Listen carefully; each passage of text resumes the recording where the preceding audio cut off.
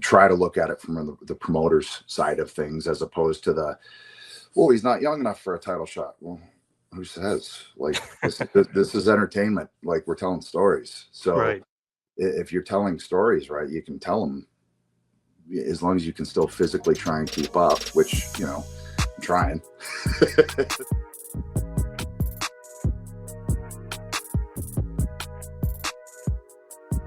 What's going on, guys? Jon Alba here from the Takedown on SI, and we are talking to the number one contender for the AEW World Championship at AEW Revolution. He is Cope, and he's challenging Jon Moxley for that title. Cope, really appreciate you taking the time to chat with us here on the Takedown on SI. A whirlwind few weeks for you. It's good to see that you're in good condition right now. How are things on your end?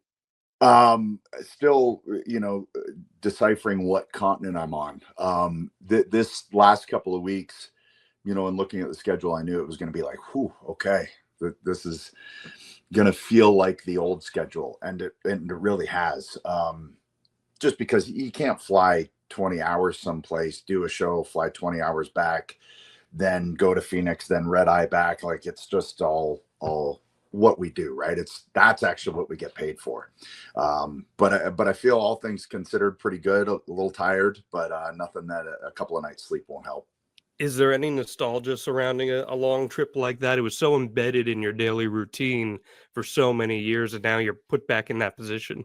Yeah, kind of. It didn't take too long to go, oh yeah, this is what this is, right? Okay, yeah. And drink your water and, get flat, stretch, move as soon as you land, stay up so that you can acclimate to Australian time. Like, all of those things that over the years had been ingrained pretty quickly come back, and you just realize how well prepared you are for travel, because you've literally seen everything, maybe not everything, but almost everything you can see in terms of travel and what snafus you may hit and all of those things. And again, that's what you get paid for. Where you are right now in your career at this stage, do you find yourself getting nostalgic at all ever about things? I think nostalgia is so embedded in who we are as people. And I'm sure, as the sun's starting to set on things for you, do you find yourself in that position at all? What I think I've done is, with this comeback and this run, is I've understood that it's all fleeting. It ends. And last time I didn't know it was going to end when it ended. So I didn't necessarily soak it in, maybe appreciate it to the extent that I needed to, if I knew that was going to happen. This time I know, okay, this is winding down. There's only so much more I can keep doing this, which means I need to really appreciate every aspect of it. So, we got to Brisbane and I was just walking around the streets, and man, it was great. Like, every 2 seconds, just stopping and having a chat with somebody, and hearing, like, I grew up watching you, man. Like, you have no idea the hours I spent watching you do your thing on TV, along with a host of others, don't get me wrong, but it's great to hear that stuff, and realize that, like, you're a small part of people's childhoods, and that's pretty cool. That's a gift. Is it a sense of melancholy in any way for you? Like, how do you reflect back on that? It's not melancholy, because, again, all of this is bonus. Like, all of this was not supposed to happen. So I look at it as it's all extra. It's all wonderful, sweet toppings on the sundae, So because of that, I don't really get melancholy about it, because none of this, like, nobody's come back from this injury. So the fact that I was able to be able to do what I've done in that time, and the dance partners that I've been able to get in there with and try and create some stories with, man, it's all bonus. Like, the second I walked out at the Rumble, it was a success to me. The thing was instantly a success because I got back. Everything else on top of that has just been, it's just been extra.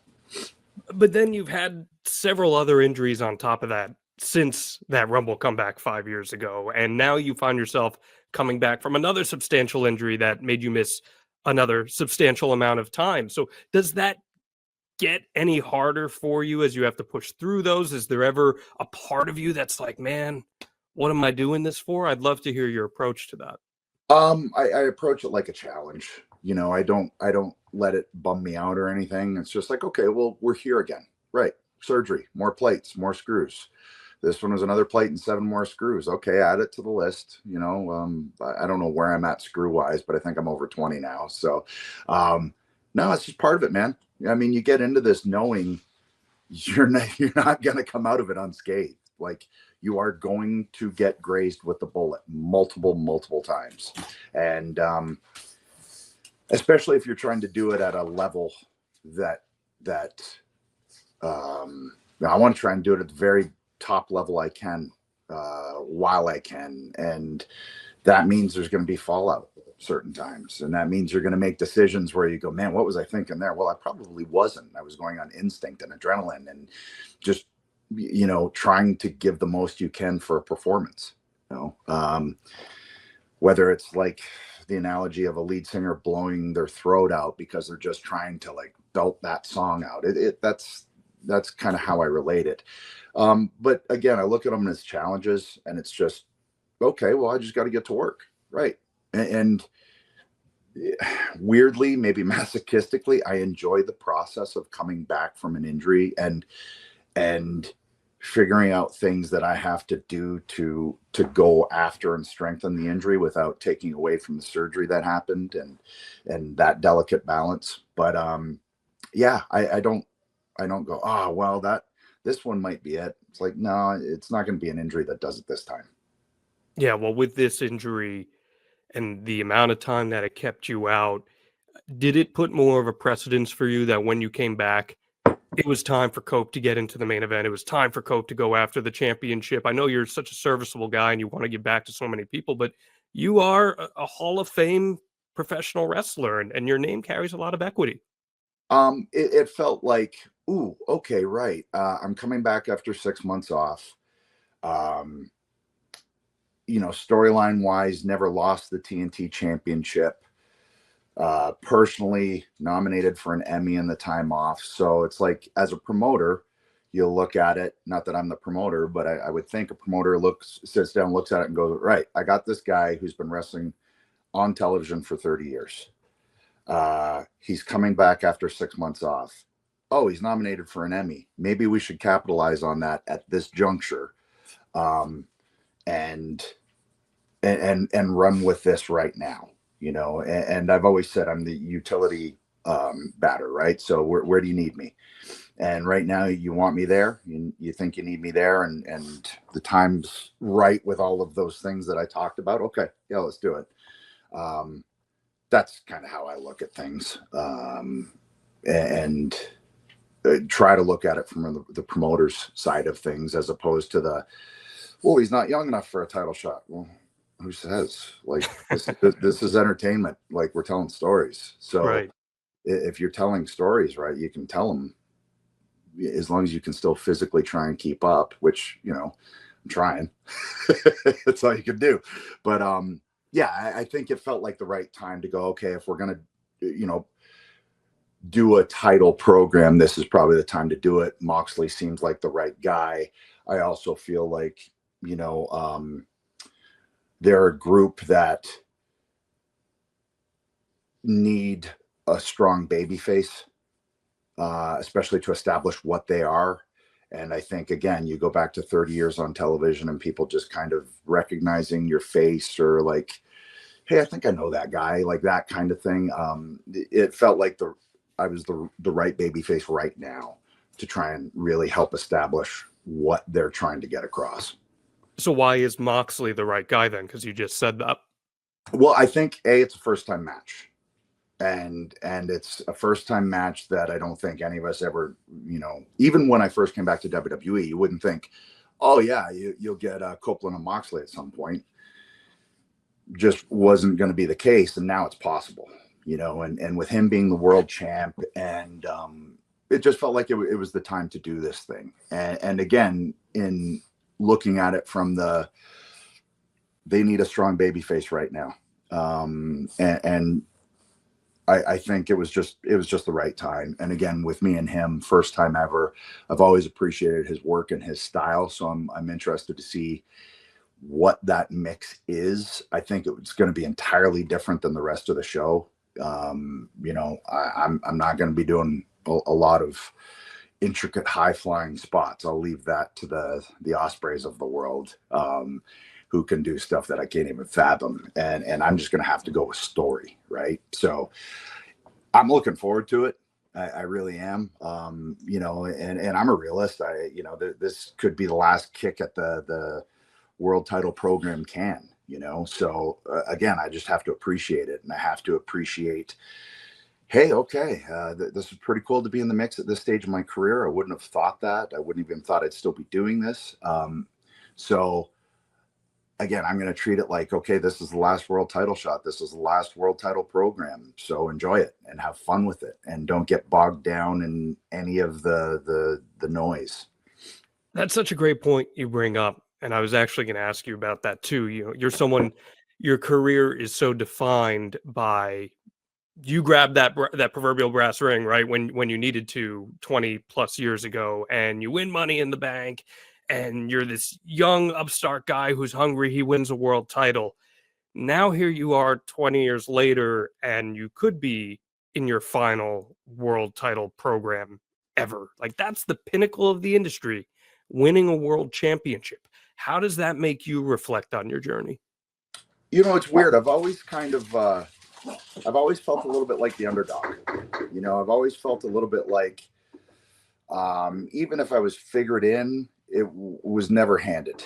Like, I've had to earn my way. And I like that. I appreciate that. There's a certain group of us that has always been the case, always will be the case. And again, I like that aspect. I like that, 32 years into my career and going for a world title program, even with all the titles that I've won over the years, still coming into this feeling like an underdog. That's cool. That's pretty fun.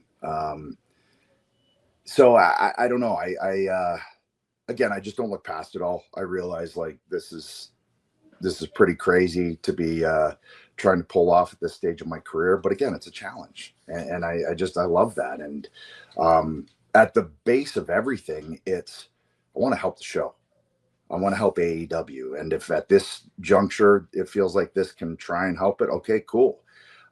Because it really feels like these last few weeks, we've been firing on a whole bunch of cylinders. It feels like we're turning a corner, and it's exciting. Like, it feels live, and it feels like the crowd is on board. And we get to Australia and just hearing that audience, and then getting back to Phoenix and hearing that audience, and it's a really fun time right now. Really is. I'm looking forward to LA. What do you think has changed in the last few weeks that has allowed for things to evolve or progress in the way you're alluding to? I think you get your players back. That's a big boon. You get some serious people back, and then attention to storytelling. Everybody can have a good match if you're at this stage. And people can do wrestling holds. Do you know when to do them? Do you know the right place, the right time, all of those things? And that becomes easier when you have a storyline built into it. And so you look at, like, Ricochet and Swerve, and yeah, they can have a spectacular match, but man, it's going to mean so much more now because of Nana and Jimmy Rave's rope. So you add that element of story to it. That, I've always said, makes the match that much more. It makes it feel more. Hogan and Rock didn't do a whole lot of wrestling moves in their match because they didn't have to. They had the people with these, and they had them with just the enormity of it, but it was story. It wasn't about moves. And at the base of it all, it's still got to be about story. The moves are garnish. From your perspective, has that been missing in recent AEW television leading up to now? I think it's a lot of wrestling. get focused on the moves, and it becomes the new thing, and it becomes a pattern, and it becomes, okay, well, we can do the back and forth yay boo, or we can do the fire up wow all Japan thing. Well, then every match does it, and you go, well, it's getting watered down, and you're getting less out of it now. When it becomes about story, you don't have to rely on those things now, and you don't have to worry on tropes or crutches or anything like that. It makes everything more interesting. At the base of all of this, it's storytelling. And you can tell stories with moves, especially if it's a cold match and it's a one-off. You can, but give me those 3-4 month stories with a culmination, or a 6-month story, or a year-long story. Even though with today's ADD-addled brain, it makes it more difficult, but still, that to me is what hooks me. I remember Steamboat and Savage because it was a year-long program before they even wrestled. Now I understand now that with how much television there is to be processed and made and digested, that's almost an impossibility. But storytelling can still be done, man. And I think that's being proven for sure. So how are you helping bring the story to the Death Riders main event angle here? Well, for me, it was confusing at first. Like I didn't fully understand what was happening. So I wanted to try and figure that out along with the audience, I think. And then go, all right, what can be the story here? The story can be you take them out, because it's always the numbers that they have the advantage with. Okay, well, let's do something about that. Let's tell a story there. And more than anything, the beginning of the thing is, okay, you attacked all of my friends on television, right? Okay, so yeah, I'm coming back. Time to step in and give this a shot. I don't know, anything I'm involved in, I try to at least add some layers to it. And when putting the things together, going, okay, here's the package for the match. You got to build in beats for that package to sum everything up. So if you watch that 2 minutes right before the match, you're caught up, you got it. I know. All right. And now I'm looking forward to this thing. I think more than anything, that's my mentality, is just trying to craft something, or be a part of helping craft something where you get those beats, those tent poles throughout, that you can just insert in a package and get everybody caught up before they watch the actual match. Would you say you're part of an old guard that approaches it that way in 2025? I don't think so. I don't think so, because I see a guy like Hangman do it in every one of his angles. Swerve. And I see what Ricochet has gotten from coming over and having some freedom to be able to start trying to create. And obviously it was there that whole time, to see Tony Storm create this just amazing character, this fun, vibrant thing that's totally different. So it's not old, it's always there. It's always going to need to be there. And those examples are examples of that. Do you find the process in AEW to be collaborative in that sense? Are there other individuals who are sharing within that vision of trying to put those story beats in there? Because that is essential storytelling 101 in any medium, right? Yeah. In TV, in movies, whatever it may be. And I always think about people look at pro wrestling within this weird construct of, oh, it's a different type of entertainment. It's a different type of storytelling. But at the end of the day, it is storytelling just as any other thing. So do you find other people within that process being willing to be collaborative and listening to those ideas? I think you have to be collaborative. It can't just be one person's vision of anything. And I know that's been the case sometimes. I've encountered that a lot, where you go, okay, it's this one person's vision, and you have to try and take something that doesn't really make sense to you and have it make sense. But that can happen on a set. That can happen. It's the creative process. This is really fun because you just toss out ideas and see what sticks. And it is a very collaborative effort. and it's not just one person's vision. One person may have the most vision, the most ideas, but I enjoy it when it's a collaborative thing, when everybody can get on board, because everybody involved has to try and make this thing work. Has Tony been receptive to a lot of the ideas you've been bringing to the table for this story? Because I totally agree with you. Once you really dug your teeth into this, you started to see a lot more layers thrown into that angle. Yeah, and it's, they had other business to take care of first, so it kind of diluted things, right? But once we were able to bear down and, okay, this is the program now. Now let's get to work. Let's get to business. And once we did that, I feel like it changed, and I feel like that was just, it was going to happen. It just couldn't happen until everything else was kind of fleshed out. But Tony's great to work with. He's super collaborative. He listens,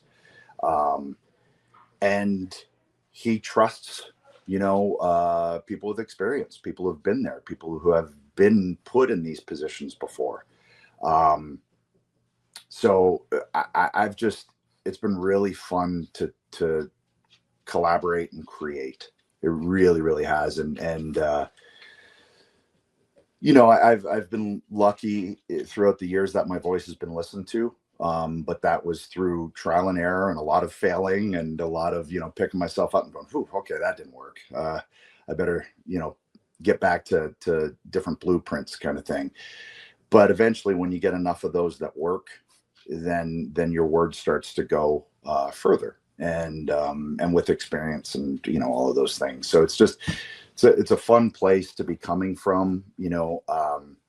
I remember the guys that I worked with when they were in this stage of their career, and I was near the beginning of my career, and just being fascinated, picking their brains, and it's fun to kind of be on the other side of that and go, okay, been there, done that, pretty much experienced everything. It's really fun. Yeah, and I don't want to take up too much more of your time, but I think that that's such a fascinating viewpoint of the whole situation. And now you find yourself, like we talked about before, could be the last chance you ever find yourself in competing for a world title. Is there an extra meaning to you going into a match like this? And would it be meaningful for you to win that championship and be able to be one of those rare people who have put your stamp on all these big different brands? Sure, it'd be super fun. You can't say, yeah, it wouldn't be cool. Yeah, it would. At the same time, I think I'm at a stage where it doesn't matter. I set out to do everything I wanted to do and then some. It would be awesome, don't get me wrong, but I also feel like it's time for the Ospreys of the world, to do their thing, and if I can be a part of getting us there or here or there, sure. And if you need me to do it for a bit, okay.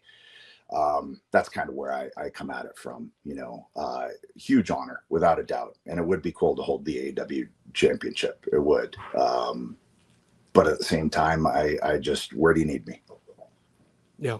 And I think that's been such a great reflection of how you've carried yourself throughout your whole career. You really have been such a fantastic utility player, and it's awesome to see you having this opportunity and contributing in the ways that you are. Is there anything else you'd like to add about Revolution and the match with Moxley? Man, I'm just looking forward to it. I really am. It's going to be, in my mind, I want it to feel like just two heavyweights blasting each other in the face, and just like a gnarly, gritty wrestling match. Does he share that sentiment with you? I watch his stuff, and that tells me he does. So we'll see when we get in there. But yeah, man, and our first time in that arena, crypto.com, is that what it's called now? It's still Staples to me.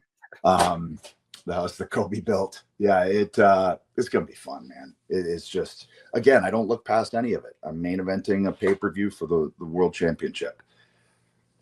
Sign me up. He is Cope. He's challenging for the AEW World Championship against Jon Moxley at AEW Revolution. Cope, thanks so much for hopping on the Takedown on SI. Thanks for having me.